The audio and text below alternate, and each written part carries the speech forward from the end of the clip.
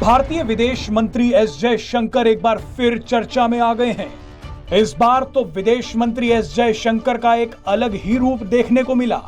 दरअसल विदेश मंत्री एस जयशंकर आईआईटी गुवाहाटी के छात्रों को संबोधित करने पहुंचे थे।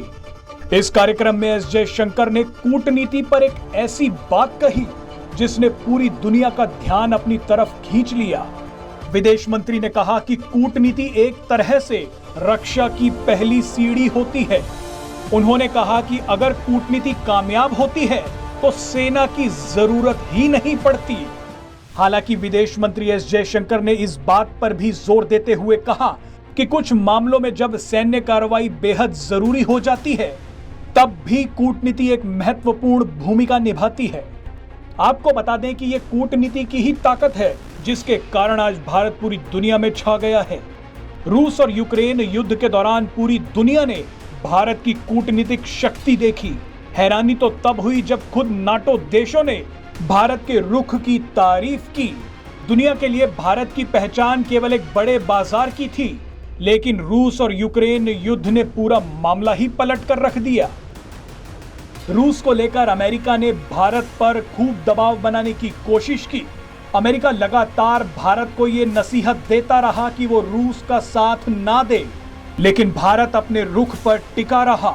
उस दौरान भी विदेश मंत्री एस जयशंकर ने अमेरिका में ही खड़े होकर अमेरिका को आईना दिखा दिया था। भारत ने अमेरिकी प्रतिबंधों के बावजूद रूस से ताबड़तोड़ तेल खरीदा, जबकि पाकिस्तान के प्रधानमंत्री इमरान खान की कुर्सी सिर्फ इसीलिए चली गई कि वो पुतिन से मिलने पहुंच गए थे। आज ये मजबूत कूटनीति का ही नतीजा है कि भारत के रूस से भी अच्छे संबंध हैं और अमेरिका से भी। यहां तक कि सीमा पर गतिरोध होने के बावजूद चीन के साथ भारत के अच्छे व्यापारिक संबंध हैं। इतिहास में शायद ये पहली बार हो रहा है जब चीन लगातार भारत की तारीफ कर रहा है। चीन के विदेश मंत्री वांग यी ने तो यहां तक कह दिया था कि भारत अगर चाहे तो हिमालय भी हमारी दोस्ती को नहीं रोक सकता। और मजा तो तब आया जब पाकिस्तान के पूर्व प्रधानमंत्री इमरान खान ने दुनिया के सामने भारत की कूटनीति की तारीफ कर दी। Presenting B News app available on Google Play and App Store. Download it now.